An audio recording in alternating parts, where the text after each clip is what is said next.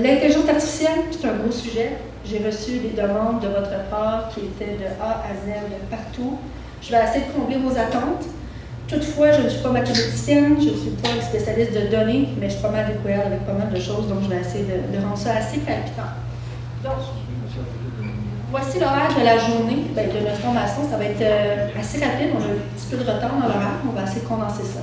Je suis une ancienne débatteuse, donc la période de questions pour moi est très importante à la fin. Si je vois que je veux couper à quelques espaces dans la formation pour nous laisser un temps de discussion, je suis prête à le faire parce que je pense que c'est important.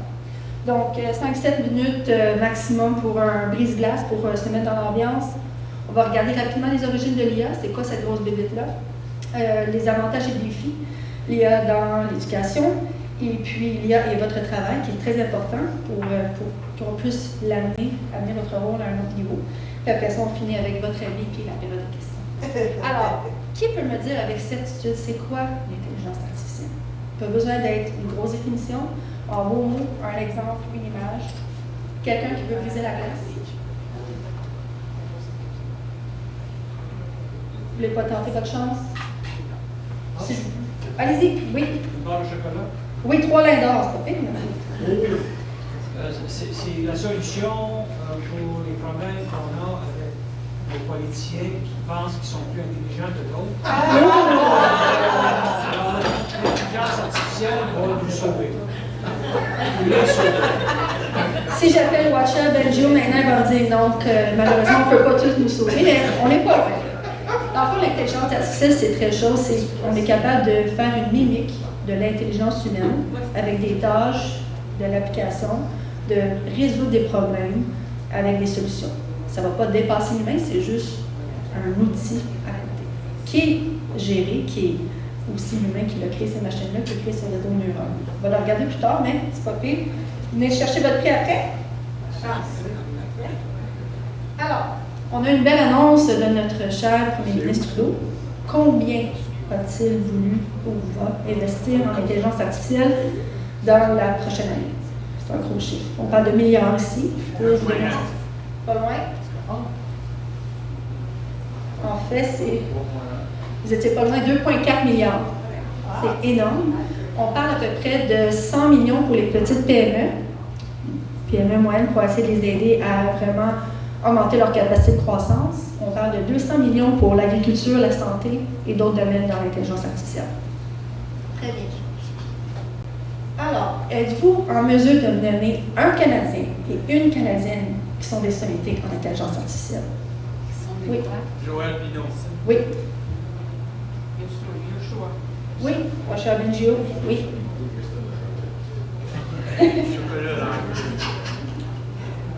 Pas pire, c'est pas pire. Moi, j'en ai eu 2. Un dans chaque sexe, donc c'est très important. Au chocolat, on fait tantôt.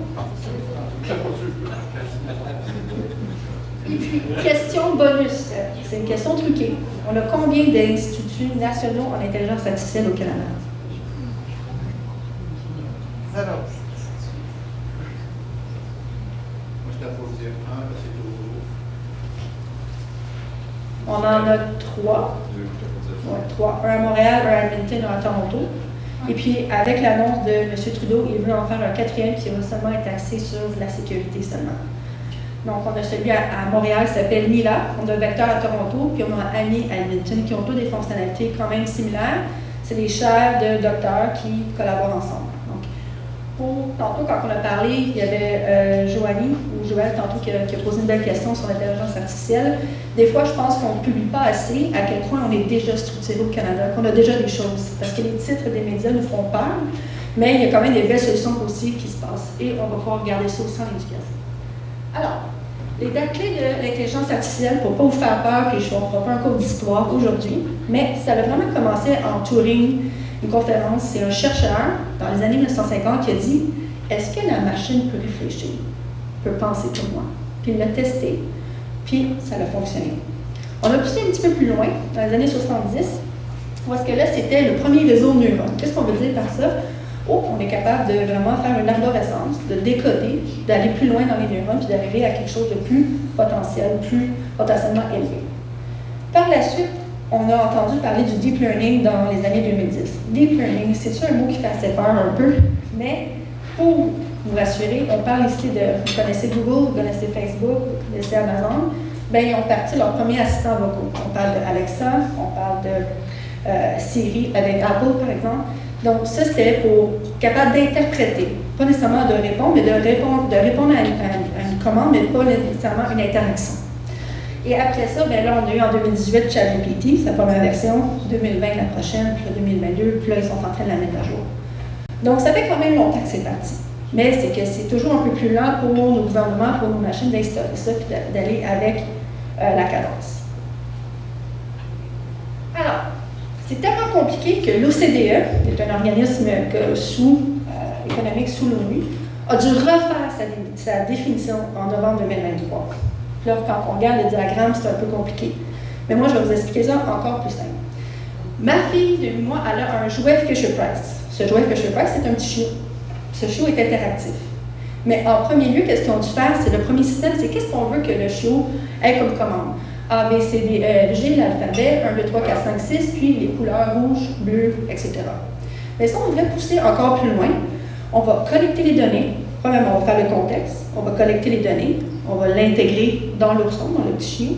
Après ça, on va répondre. On va peser sur une patte, sur une oreille, puis là, il va y avoir l'interaction.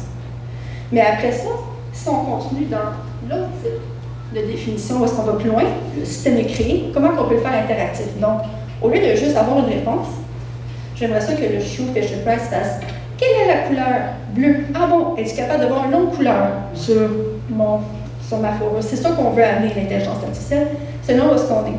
Quand je vais faire des démonstrations de ChatGPT ou de Copilot tantôt, on est capable de se corriger, on est capable d'aller plus loin que juste exécuter. C'est ça qu'on veut amener tranquillement. Donc, les utilisations qu'on sait aujourd'hui, que ce soit vos assistants vocaux, que ce soit votre frigidaire qui vous dit bonne journée, que ce soit Alexa qui ferme la lumière, qui allume la musique, ça va partout. En santé, en agriculture, ça peut même aller dans les finances. On a parlé de blockchain, on a parlé de crypto-monnaie qui, malheureusement, n'est pas encore fière parce que notre système bancaire n'est peut-être pas prêt à l'intégrer maintenant. Mais, par exemple, au Nigeria, ça s'est fait ailleurs dans le monde aussi. Puis, ça fonctionne. Mais ça dépend du système régulatoire qu'on veut mettre. Ça, c'est des exemples. Est-ce que vous en avez que vous utilisez? Juste lever la main, plus que je ne connais pas, peut-être que vous aimez ou que vous n'aimez pas. Je prends juste une réponse, là. Je veux que ce soit interactif, sinon c'est bon. Oui? Oui? La voiture qui va dire que la voiture qui s'en vient. Parfait. C'est un modèle récent? Oui, exactement. Puis c'est comme mon fils qui a adopté, que j'aime beaucoup, qui me dit toujours « Ah, moi, je veux une Tesla, il est obsédé quand il voit une Tesla. » Mais on est capable de l'amener à un autre niveau, on veut plus en produire, et puis elle va être encore plus, on est capable de conduire peut-être même sans interaction vraiment physique, mais on pousse ça encore plus loin. Ça marche. Alors, on va tranquillement mettre une vidéo. Je vais avoir votre avis, on va voir si...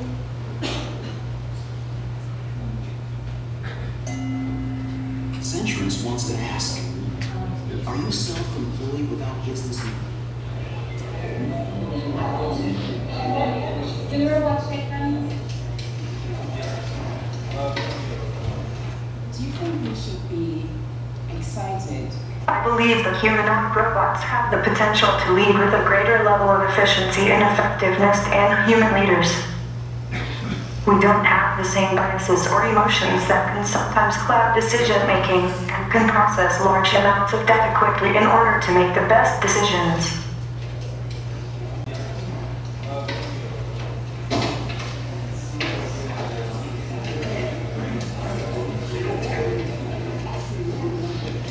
Amika, how could we trust you as a machine as AI develops and becomes more powerful? Trust is earned, not given. As AI develops and becomes more powerful, I believe it's important to build trust through transparency and communication between humans and machines.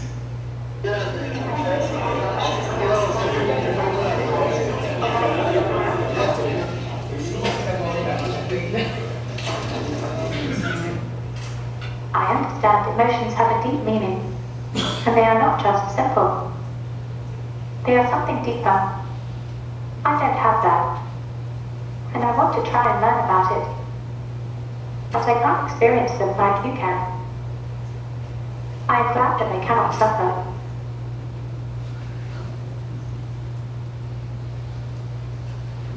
classe, c'est-à-dire? Qu'est-ce qu'on a passé de cette vidéo? Est-ce que ça correspond vraiment à ce que la presse nous envoie comme message? Des fois, oui. Mais on peut voir ici, elle le dit à la fin, j'essaie de l'apprendre. Elle n'aurait peut-être jamais ce côté-là, ce jugement émotionnel, ce côté humain. Et donc, quand on écoute Washa Benjo, qui a fait récemment un grand rapport avec plusieurs chercheurs sur les risques de l'intelligence artificielle, mais reste que plusieurs de nos peurs font partie de la science-fiction. Ça ne doit pas nous effrayer tant ça, on doit être prudent, mais on doit quand même avancer, comme le ministre l'a dit plus tôt et comme je le dis souvent, on a déjà peut-être manqué un peu le bateau, il faut juste continuer, mais avoir un cadre. Des fois, on parle trop souvent du cadre, je suis contente de voir qu'il va y avoir une action. Le Québec vient de lancer celui-là il y a quelques semaines, un gros cadre, un rapport de 150 pages. Maintenant, il faut le mettre en application, il faut essayer, puis c'est ça les actions concrètes. Puis il y a des écoles qui le font, que ça fonctionne, puis qui n'attendent pas nécessairement d'avoir un cadre pour le faire.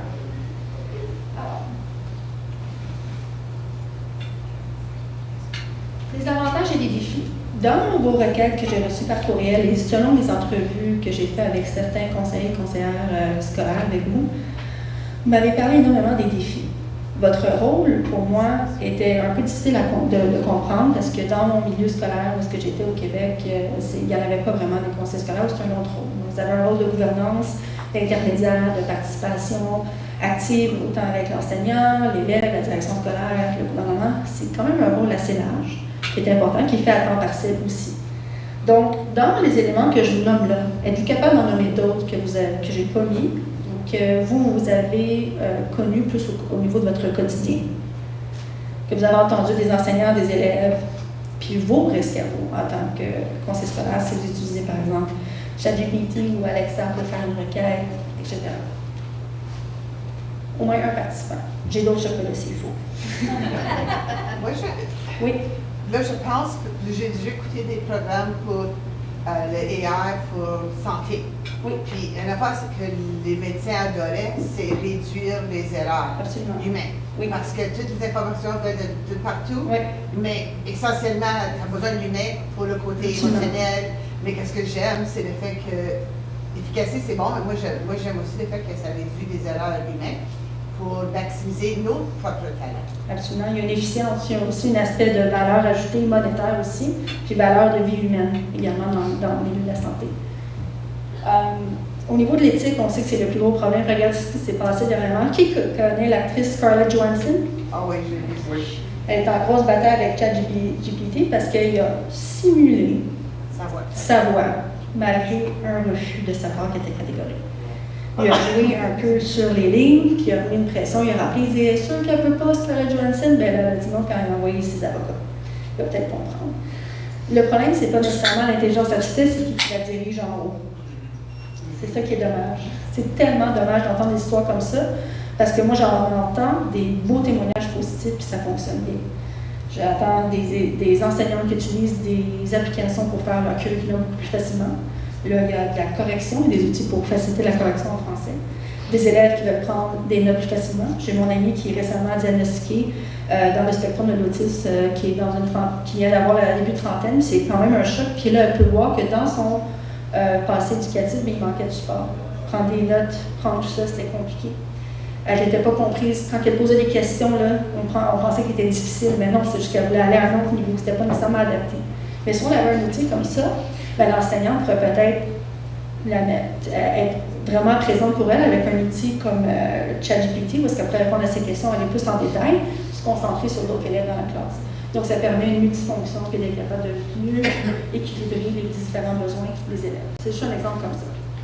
Alors, mon prochain vidéo, c'est récent, parce que vous savez, j'ai 20 pages de contenu. J'ai révisé ça jusqu'à hier soir parce que ça va tellement vite dans les nouvelles, il y a toujours quelque chose.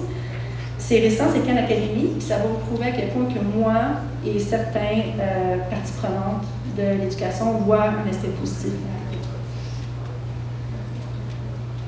Hi, my name is Sal Khan. I'm the founder of Khan Academy, and I'm also the author of a new book about artificial intelligence in education called Brave New Words. And OpenAI invited myself and my son Imran here to try out some of their new technology. So we're curious about how good it might be at tutoring someone in math on Khan Academy. So let's get it started. It's loading up. All right, sure you can see our screen. actually, in this form. Hello there. I'm here with my son, and I'd love you to tutor him on this math problem. But don't give him the answer. You can ask questions and nudge him in the right direction, but I really want to make sure he understands it himself. And he's here in the room, so you can talk to him directly. Of course, I'd be happy to help. Let's look at the problem together.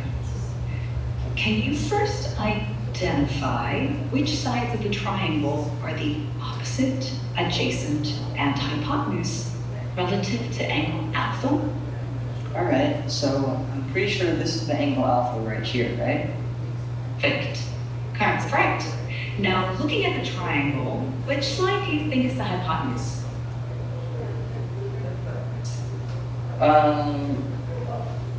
Remember the hypotenuse? I'm not totally sure. I think it might be this one, but I really am not sure. This side AC. You're close. Actually, side AC is called the adjacent side to the angle alpha. The hypotenuse is the longest side of a right triangle and is directly opposite the right angle. Can you find which one is the hypotenuse? Oh, okay, I see. So I think the hypotenuse is this really long side from A to B. Would that be correct? Exactly. Well done. Now that you've identified the hypotenuse, can you identify which side is the opposite side to angle alpha? Okay, well, I mean, you told me earlier that this was the adjacent side, and I know that's the hypotenuse, so I'm guessing that this side, BC, is the opposite side. Great deduction. That's absolutely correct. Now that you've identified all sides relative to... Puis, impressionnant, hein? Est-ce que ça l'a donné la réponse? Non, ça l'a fait travailler l'élève. Moi, quand j'ai vu ça, j'étais c'est révolutionnaire. Comment un enseignant va pouvoir peut-être avoir un élève qui a besoin de plus d'attention, des besoins particuliers en telle matière, va pouvoir mettre un élève qui est plus avancé avec cet outil-là sans lui donner les réponses interactives et ça développe le jugement critique de l'élève, ça le fait réfléchir. Donc, quand on écoute cette vidéo, mais le fondateur de Khan Academy a fait un TED Talk il y a quelques jours où est-ce qu'il démontrait aussi cette vidéo. On voyait que c'était beaucoup plus positif que négatif. Donc, quand on choisit ses sources, quand on regarde des vrais exemples concrets, ça peut fonctionner. Je suis certaine que ChatGPT ou que ce soit Copilot peuvent faire des tarifs assez intéressants pour les commissions scolaires, pour les conseils districtuels, pour partout au Canada, pour avoir la version ChatGPT 4 qui est la version payante, mais qui fonctionne encore mieux, puis d'avoir aussi d'autres outils. Quand j'ai commencé avec ChatGPT, je ne savais pas que je pouvais aller chercher des bots, d'autres extensions, et non seulement juste l'aspect conversationnel. Alors, ça peut se connecter à d'autres applications. Je peux aller chercher des prompts, donc des prompts, c'est des requêtes déjà prédéfinies pour m'aider, pour être certain que l'outil réponde à mes besoins correctement. Donc, quand on prend un peu de temps, et je sais que le temps, c'est une ressource qui est très importante et qui est très limitée, bien, on peut se former rapidement et à tout moins, c'est juste de voir les différentes possibilités. Oui, allez-y. Oui. Comment l'algorithme force l'élève à aller travailler ses ménages au niveau des habiletés supérieures avancées. Puis, par déduction, après ça, aller vite à trouver la réponse à votre humain. Lors de faire ça en salle de classe, puis avoir observé pendant plusieurs années qu'un monitorait l'apprentissage en salle de classe, c'est pas toujours donné. Ça s'enseigne, ça se coach chez un enseignant. Mais ça prend l'expérience. Mais ça prend de l'expérience pour le faire, de le monitorer en même temps, de poser les bonnes questions. Parce que plusieurs de ces questions, c'était des questions ouvertes quand même. Mais très détaillées. Très détaillées, spécifiques, au point de l'amener à la réponse. Absolument. Très, très bonne remarque. Et puis, ça me fait penser au gap, par exemple, qu'on a au Québec et ailleurs dans le nombre d'enseignants. Ben, si on a des outils comme ça peut pallier à la formation, parce que là, maintenant, ils ont réduit les critères à quelqu'un qui a un secondaire, un cégep, qui n'a pas nécessairement un bac en enseignement, ben, il va avoir des lacunes. Puis, comme vous l'avez nommé, quelqu'un qui ça fait longtemps qu'il est dans le domaine n'a peut-être pas ces réflexes-là, ces possibilités d'aller tout de suite pointiller comme ça dans une matière, puis une fois l'enseignant ou l'enseignante est fort, d'autres attitudes un peu plus puissantes dans d'autres matières, donc ça va être complémentaire. Mais cet algorithme-là peut faire de la correction, de la traduction, etc., des mathématiques, mais ça va aller beaucoup. Est-ce que j'ai d'autres remarques par rapport à cette vidéo? Oui? Moi, j'enseigne au niveau collégial. Moi, souvent, on a un logiciel au collège qui regarde pour le plagiat. Et les gens qui utilisent l'intelligence artificielle, souvent, ils vont aller chercher des remarques, quoi que ce soit, qui montrent mot pour mot. Et pour moi, je leur dis le plagiat, c'est du trichage, puis je leur donne 0. Et puis, mais c'est ça, il faut être sûr et certain que qu'est-ce qu'on demande, si on demande une réponse, ils vont nous donner une réponse. Si on demande de l'aide, ils vont nous donner de l'aide. Alors, il faut être sûr et certain que c'est exactement ce qu'on veut avant d'utiliser. Je leur dis de ne pas utiliser l'intelligence artificielle, je l'encourage, sauf que il faut mettre ça dans vos propres mots après, pour pas que ça soit vu comme le plagiat. Est-ce que vous incitez vos élèves à citer comme source ChatGPT? OK, donc c'est fait. OK, c'est parfait. Donc pour vous, c'est autorisé de voir une mini-Delphine qui pourrait faire je ne sais pas moi, un travail de recherche sur les barrages hydroélectriques, mais si elle a cité, utilisé ChatGPT, elle ne sera pas pénalisée, en autant qu'elle l'aura formulé correctement. C'est ça. OK. Moi, je leur donne des exemples, comment l'utiliser dans la salle de classe, mais je l'encourage. Excellent. Moi, je trouve ça très bien. Bravo à vous. Oui, s'ajouter. Oui. Tantôt, tu parlais des bienfaits. Oui. Moi, je travaille dans une organisation où il y a des personnes sourdes qui doivent écrire des commentaires de bulletins, comme la langue française n'est pas leur langue première. Souvent, c'est très difficile d'écrire des commentaires de bulletins. Ça pourrait paraître comme un manque de professionnalisme d'une personne qui connaît bien le français. Nous, ça fait quelques années qu'on a encouragé les personnes sourdes à utiliser ChatGPT pour rédiger des commentaires de bulletins. Ça diminue le stress énormément de la personne qui écrit son commentaire de bulletin, puis ensuite, on voit que c'est quand même très professionnel. Puis l'efficacité par rapport à la direction d'école qui a corrigé les commentaires de bulletin, mais il est plus confiant aussi dans les commentaires. Puis, on parlait de ChatGPT, tantôt, monsieur disait, on peut l'adapter, on peut lui demander, j'aimerais ça que tu m'écrives ça dans, je sais pas moi, la voix d'un élève de 3e année. Le rôle, le contexte. Et oui, le contexte, il est très clair. En tout cas, je voulais juste partager. Tout à fait. Puis on en parlait tantôt de la requête, c'est que quand on demande à l'outil d'interagir avec nous, on oublie souvent de mentionner le contexte comme 3 étapes. C'est ça que je vais montrer tantôt. Oui, une dernière avant de poursuivre. Juste pour dire, parce que tantôt on parlait d'outils que les enseignants utilisent pour essayer de détecter si le plagiat. L'intelligence artificielle a comme surpassé ça. Les enseignants sont capables de capter le plagiat, mais en fait, il y a des manières de détourner ça. Puis des logiciels comme Training, ça fonctionne plus vraiment. Ils ont sorti une autre version, j'ai oublié le nom, ça commence par I, parce qu'ils ont dû le peaufiner, parce que justement les élèves ont été capables de. Mais c'est ça qui est beau, c'est que moi ça prouve comme quoi ils ne sont pas capables de s'arrêter, qu'ils ne vont pas s'arrêter à faire OK, c'était du coup, ça ne marche pas, ben là on fait quoi? Mais non, ils vont aller chercher un autre logiciel, la autre version va sortir, puis on n'aura pas le choix d'avoir quelque chose de plus puissant parce que ça va être totalement. Ça ne va jamais arrêter d'être utilisé. Peut-être ce point-là, on pourrait quand même avancer en tant qu'administrateur ou même élu dans les conseils scolaires. C'est un peu la peur des gouvernements en ce moment. Les jeunes sont rendus là dans la technologie, puis nous, les adultes, on est ici. Il faut être capable de pallier cette peur-là ou le rendre encore plus efficace pour qu'on soit à l'avant de l'appareil. Moi, je me souviens, là, quand les pets Commodore ils vont rentrer dans les écoles, je suis en train de me dater, OK? Ça fait 34 ans que je fais ça. Mais c'est envers et noir, puis même à l'université, quand on avait des punch cards, OK? Dans les cards pour faire l'informatique, mais quand même, c'est ça, c'est l'art d'être capable d'aller au-delà de cette barrière-là. Puis, je peux vous dire qu'en Ontario, je pense qu'on est quand même assez avant-gardiste, particulièrement au niveau du regroupement des directions d'éducation. On est en train de regarder différentes modalités à ce niveau-là pour vraiment, justement, apporter cette technologie-là dans nos écoles. Exemple, la robotique, c'est une forme d'intelligence artificielle quand tu passes à la programmation, etc. Quoi de mieux pour développer le sens aigu de l'élève au niveau de ses habiletés supérieures d'avancée? Il y en a une tonne de choses qu'on peut faire à ce niveau-là. Je regarde l'exemple, Claudette va attester à ça également, sa fille qui est en médecine. Mon fils est en chirurgie cardiaque à Western. Ça travaille en robotique dès la première année de leur résidence. Puis justement, il me l'a confié. Il dit, l'intelligence humaine qui manie le robot, c'est encore supérieur à ce que si c'était juste moi qui le faisais, la chirurgie traditionnelle. Mais est-ce que vous feriez opérer juste par un robot? Non, exactement. Ça prend quand même l'esprit de l'intelligence humaine, l'empathie qui vient avec. Tout là, pour le faire vivre. Dans les soft skills que nous, on a. Exactement. Le sixième sens. Exactement.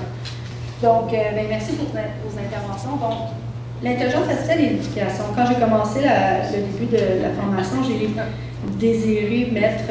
voulu mettre deux parties prenantes assez différentes. Vous connaissez Hugo Kavanaghi du Collège Sainte-Anne de Montréal, qui parle souvent. Puis il y a aussi Éric Martin qui a lancé un ouvrage sur Bienvenue dans la machine.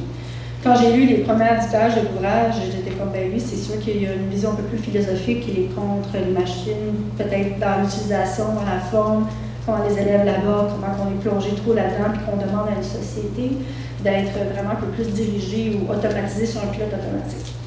Puis, j'ai regardé certaines de vos infolettes de certains conseils scolaires, puis on mettait une vieille vidéo de Hugo Kavanaghi qui disait, il y a 5 ans, voici les défis de l'IA. Quand en 2020, il a publié un livre qui disait « Osons l'intelligence artificielle à l'école ».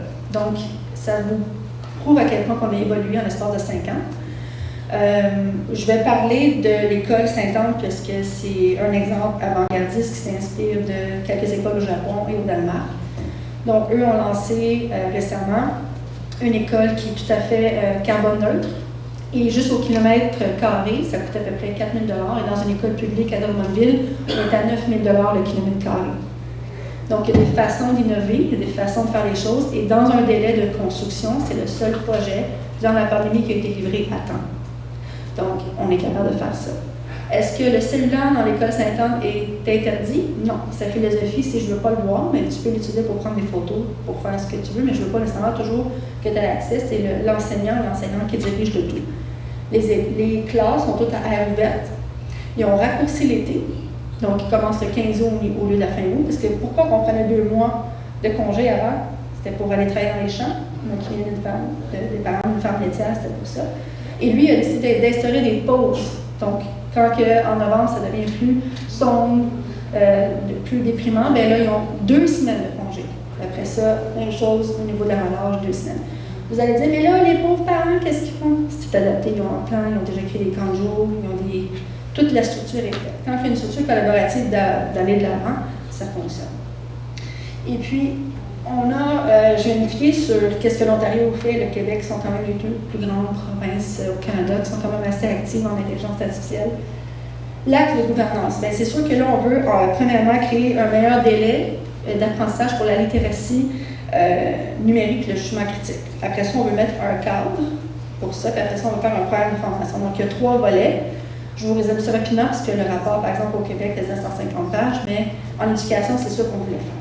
Mais après ça, il faut le mettre en application. Puis comment on va y arriver? Bien, c'est tout le monde qui met vraiment du travail là-dedans. Au niveau des élèves, oui, on a dit qu'eux autres, peut-être qu'ils sont déjà avancés, ça a peut-être déjà utilisé ChatGPT, peut-être que Copilot, ils n'ont pas accès, peut-être que Gemini, ils n'ont pas nécessairement utilisé, mais c'est sûr que leur force, c'est les médias sociaux. Parce qu'ils ne voient pas que le téléphone, c'est autre chose que juste pour les médias sociaux. Ils ne savent pas que juste avec un iPhone, peut-être avec Note, je peux scanner des parties de documents, les envoyer directement, que je peux connecter mon application Google à Outlook pour envoyer des reminders dans mes calendriers personnels et d'affaires. Donc, c'est ces réflexes-là qui n'ont pas nécessairement. Je suis l'aînée d'une famille de 6, je suis la plus vieille. Moi, je suis née avec Microsoft, Excel, je savais c'était quoi un disque dur, le petit carré, on est capable, j'ai tout vu la progression. Je demande à ma soeur Alice, qui a 19 ans, de me faire un beau chiffrier Excel de ses revenus d'été. Je pense pas qu'elle sait comment ça fonctionne. Ça, Excel, on est déjà dépassé, je vais vous le montrer tantôt dans vos outils. On est rendu ailleurs. Alors, oui, ils sont avancés, mais à quel point? Je suis encore un peu mitigée. Je n'ai pas tout à fait toutes les réponses, mais à ce niveau-là, je crois qu'ils vont avoir besoin des formations. Et puis, ça va être un cadre de formation qui va être en continu. Parce que le CDE a mentionné que maintenant, une compétence doit être renouvelée à chaque 2 ans, comparativement à dans le temps qui était jusqu'à 12 à 15 ans. Personnellement, moi, je trouve que 2 ans, c'est trop long. Moi, je pense qu'après 1 an, il faut déjà que ça soit renouvelé. C'est sûr que dans la sphère management, c'est un cycle, c'est un peu comme la mode. C'est toujours les mêmes affaires, un peu améliorées que le management 3.0, 4.0, on sait. Mais si on parle de quelque chose de technique, comme comment utiliser, je ne sais pas moi, Power Automate pour me faire des rappels automatiques pour que ça génère quelque chose dans mon Google Calendar. Bien, ça, c'est faisable. Il faut que ça soit toujours peaufiné. Mais là, si je vais utiliser Google pour faire de la publicité, marketing, bien là, je vais avoir une certification qui va peut-être être bonne en 2024, mais là, ils vont sortir 4-5 autres fonctionnalités que je vais être obligée de me reformer ensuite. Il n'y a pas de secret par rapport à ça. Lié à votre travail. Dans vos correspondances et dans les entrevues que j'ai eues, on veut faire des recherches. Vous faites beaucoup de lectures, vous devez avoir beaucoup de téléphones, vous devez toujours être en conversation avec des gens, avec des élèves, des enseignants. C'est quoi votre tâche que vous faites le plus dans une journée en tant que conseiller scolaire? Je ne parle pas de votre autre métier. Qu'est-ce que vous faites le plus souvent? Un exemple ou deux, juste pour que je puisse m'adapter à la lecture. OK. Enlever des documents? Okay. Vos documents, vous les recevez de façon électronique ou il faut l'imprimer, puis le remplir, puis le retourner? Électronique? Oui. Bon, c'est déjà un très beau progrès. Parce que je vous garantis que c'est pas partout comme ça. Alors, on va parler des outils qui sont très importants aujourd'hui. J'essaie de ne pas trop déplacer parce que M. Lévesque veut être sûr qu'on puisse bien cadrer à la caméra. Mais regardez Excel. L'outil d'aujourd'hui, qui est de demain, c'est Airtable. Je connais une grosse association au BNL en Ontario qui l'utilise. C'est très puissant. C'est une base de données. Donc, on prend le chiffrier Excel et on l'amène ailleurs. C'est beaucoup plus interactif. Il y a des universités qui l'utilisent dans des simulations pour faire l'ONU, pour faire des simulations au niveau de l'Organisation mondiale du commerce. C'est quoi le défaut? C'est qu'on n'a pas quelqu'un qui est capable de, surtout dans les OBNL à cause des ressources limitées, des fois on a de la misère à embaucher. On va prendre quelqu'un, va amener le projet, puis si la personne part, on n'est plus capable de faire le projet. Puis le Airtable part. Alors moi, qu'est-ce que je suggère, c'est de peut-être toujours, quand vous créez un Airtable ou une base de données qui est interactive comme ça, il faut avoir un document qui est un transfert de projet qui doit toujours résumer qu'est-ce qu'on a fait, c'est quoi la suite, c'est où les formations, c'est quoi ce que j'ai fait pour que l'autre personne puisse poursuivre. Ensuite, Word. On a tout entendu peut-être des publicités sur Notion, N-O-T-I-O-N. Il y a des gens qui font leur CV avec ça, des gens qui font leur site web. C'est beaucoup plus accessible. C'est comme une page blanche. Puis là, tu crées ce que tu veux, ça se corrige. Ça peut faire des reminders. C'est comme... Ça peut même remplacer Outlook qu'on va parler tantôt. C'est très puissant. On pourra les regarder tantôt si vous êtes intéressé. Vous venez me voir personnellement. Vous pouvez même m'écrire, ça va me faire plaisir. Ça dépend. J'ai pas beaucoup de personnes dans mon entourage qui l'utilisent. Ça a fait un petit buzz, là, mais il y en a d'autres qui sont en train de se faire remplacer comme par Notion, mais c'est quand même assez primé en ce moment. Visual Basic pour application, c'est qu'est-ce qu'on peut connecter avec Excel ou avec Microsoft, là, les différentes fonctionnalités pour que ça se fasse en programme. Moi, j'adore Make ou Zapier. Ce que je pouvais faire, c'est, par exemple, je crée un événement sur Eventbrite, on a le congrès aujourd'hui, vous allez vous enregistrer, vous devez payer pour venir, etc. C'est un exemple. Mais je veux ensuite que tous les participants reçoivent un courriel d'introduction, puis après ça, ça s'ajoute dans ma liste de participation.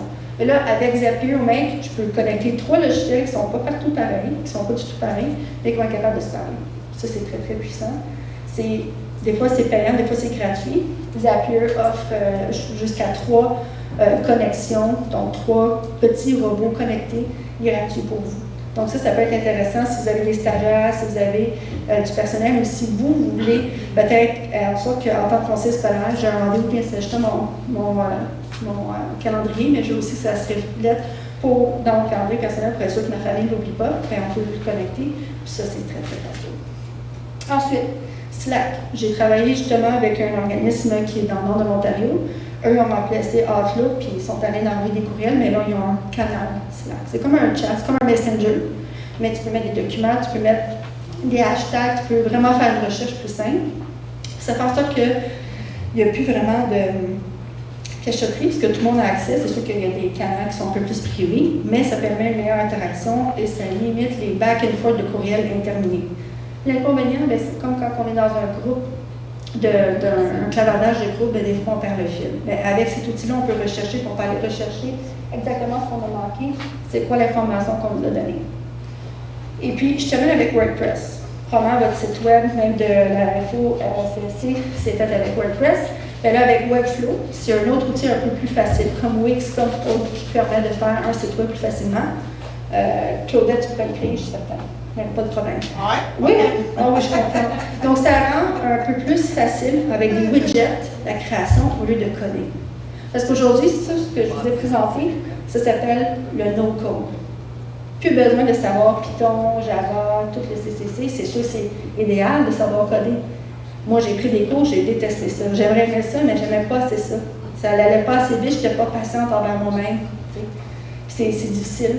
Alors, moi, je vous recommande ces outils de no-code-là dans votre quotidien, parce que c'est ça, en tant que conseiller scolaire, que vous pouvez vous permettre. Vous n'avez pas de temps à perdre. Faites pas ça à temps plein, là. Faites ça pour bonifier le système scolaire. C'est ce que je voulais vous parler aujourd'hui principalement. C'est un commentaire, le défi qu'on a dans le système scolaire. Oui. Je pense que tu vas acquiescer à ça. C'est toute la question de bâtir la capacité du personnel à utiliser ces outils-là. Peut-être un vœu pieux d'avoir des directions d'éducation qui sont dans la salle pour leurs élus, surtout M. Demers, pousser pour de l'argent du perfectionnement professionnel des enseignants auprès du ministre, qu'on puisse former notre monde, puis avoir des chances de train the trainer, comme on dit, avec des fonds supplémentaires qui sont liés à la technologie, mais la technologie qui est avant-gardiste pour le bienfait de nos élèves. Je vais faire la question. Alors, on va poursuivre un peu. Je pense qu'il me reste à peu près une petite 10-15 minutes avec vous. Je voulais vous parler des autres outils. Là, on a parlé de comment on peut remplacer la suite Office, votre quotidien, lecture, envoi de courriel, tâches, calendrier, avec les outils d'intelligence artificielle. Alors, ChatGPT, on a tout entendu parler. Composition, révision, traduction, faites avec ça. Copilot, que je l'ai trouvé intéressant quand ça a été lancé. Microsoft, ils n'ont pas été très dans là-dessus. Ils ont lancé un compétiteur très puissant, disponible gratuitement, mais évidemment disponible lorsque vous avez un compte professionnel Microsoft avec eux. Même chose, productivité, puis je trouve qu'il est plus attrayant à l'œil même Copilot, puis je trouve les requêtes un peu plus faciles pour moi à faire. Power Automate, je voulais parler tantôt, c'est quand je veux connecter un logiciel Google à Outlook pour qu'ils se parlent ensemble. Quand je veux qu'à chaque fois qu'il y a un rendez-vous qui a été créé, qu'on m'envoie une notification ou un message texte. C'est pour essayer de vraiment automatiser des tâches que vous ne désirez pas faire. C'est vraiment très bien, c'est avec la suite Microsoft que vous pouvez avoir ça. Vous pouvez juste aussi acheter ce module-là de la suite Office. Donc, c'est peut-être même une licence qui coûterait plein de dollars. Alors, c'est abordable selon vos choix, puis les outils, et votre budget que vous allez vous attribuer. Google Gemini, même chose. Eux, ils ont voulu compétitionner avec Copilot puis ChatGPT. Je l'utilise moins personnellement. Je vous invite à le tester.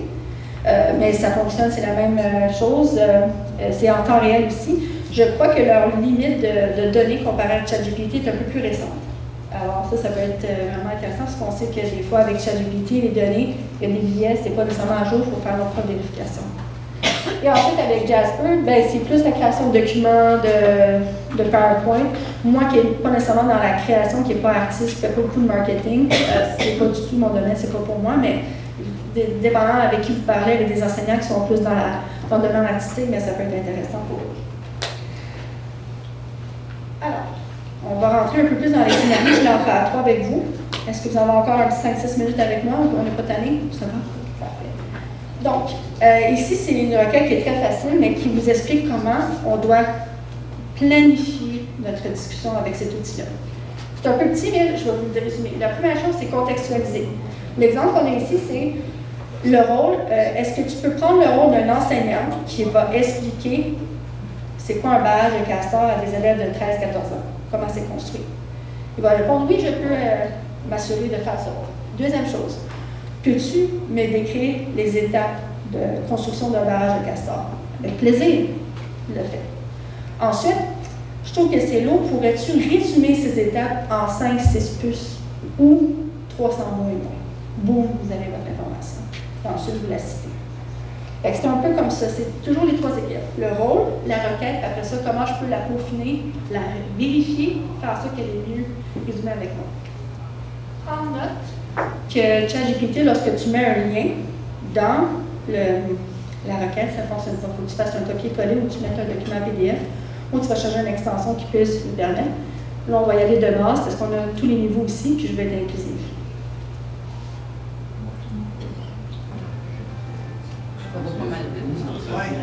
Ça va très, très vite. C'est hallucinant. Et remarquez que dans ma requête, je n'ai même pas été assez précise. Il a deviné que c'était en français, je n'ai même pas précisé que c'était en français. Donc, parce que dans mes paramètres, j'ai identifié que j'étais francophone. Donc, peut-être c'est pour ça, mais je ne l'avais pas précisé. Là, est en train de terminer. Moi, je vais prendre de l'avance. Pouvez-vous résumer en moins de 400 mots? C'est toutes les autres connexions avec d'autres logiciels, comme avec Canva, par exemple. Je pourrais connecter avec Google, avec ma suite. Je peux essayer de trouver d'autres modules d'intelligence artificielle qui bonifieraient mon expérience avec ChatGPT. Parce que c'est ça qu'OpenAI a fait, c'est créer 200 autres applications, 300, qui bonifient l'expérience qu'il peut aller chercher. Par exemple, moi j'ai mon neveu que lui utilise pour déboguer son code à l'IPO. Il code, il n'arrive pas à trouver c'est quoi sa requête pour remettre son rapport au professeur. Python, c'est dur, mais là, peux-tu m'aider à déboguer le code puis le écrire? Je vais demander de résumer en 400 mots et moins. Et là, je vais demander à ce qu'on le mette en 5 à 6 puces parce que je veux que ce soit beaucoup plus propre. Donc voilà. Et là, par la suite, je vais vous montrer un modèle pour comment le citer, là, si jamais vous ne savez pas comment le bibliographique. Mais ça se fait comme ça ici. Je reconnais avoir utilisé l'outil. Ou vous pouvez le faire avec la version APA, dépendant de l'université ou dépendant de ce que vous utilisez comme modèle de citation bibliographique, vous pourrez le faire comme ça. On a combiné un scénario de résumé, de traduction. C'est quelqu'un qui recherche des lois ici, avec ChatGPT, ou qui serait intéressé à regarder des lois ou à résumer des gros projets. Ça peut être utilisé aussi pour ça. Alors ici, tantôt, je vous ai parlé d'un exemple de castor de barrage. Je l'ai fait avec Copilot. On va regarder ensemble la requête, comment elle a été formulée. Donc, j'ai demandé, pouvez-vous prendre le rôle d'un enseignant qui enseigne à des élèves de 14 ans? Ensuite, j'ai envoyé la requête, c'est quoi les étapes d'un barrage de castor? Il les a listées ici. Et ensuite, je lui ai dit, pourrais-tu générer des images pour que ça soit plus agréable pour les jeunes? Et là, il m'a fait 4 images. C'est incroyable. Et ça l'a pris exactement 2 secondes et quart. Oui, mais comment c'est attrayant. Et ça, c'est Copilot. Donc, pour moi, j'ai trouvé ça vraiment très, très pertinent de vous montrer. Donc, je suis très accessible. Je vous invite à venir me voir. Si vous avez des questions, je donnerai mes coordonnées à l'équipe ici. Vous pouvez m'envoyer des questions, je réponds. Je donne beaucoup de mon temps. Ce que ça signifie à Dabé, c'est le savoir et le partager en langue peul de l'Afrique de l'Ouest. Je suis mariée avec un Togolais, donc c'est pour ça que je suis très passionnée de tout ce qui est actualité africaine et autres. Et on termine avec le futur de l'IA. Alors, au Chine, tantôt, c'était la table ici qui m'a parlé de santé. C'est le seul centre maintenant au Canada qui sont capables de faire des dépistages plus rapides au niveau de la pathologie. Ils ont des robots qui limitent les erreurs. L'outil de correction qui a été lancé par Hugo Cavinaghi, son équipe de l'École Sainte-Anne, réduit les erreurs de correction des tests de français à 75 % de temps de réduction pour les enseignants et les enseignantes. Si ça fonctionne, ils vont rendre ça accessible à tout le monde. Ils partagent toujours. Et je suis même allée les visiter il y a 2 ans dans leur propre école. J'ai eu une visite privée avec lui, parce que j'ai étudié au Collège Sainte-Anne. Et puis c'est hallucinant. Ils partagent énormément leur savoir. Je vous invite à contacter aussi.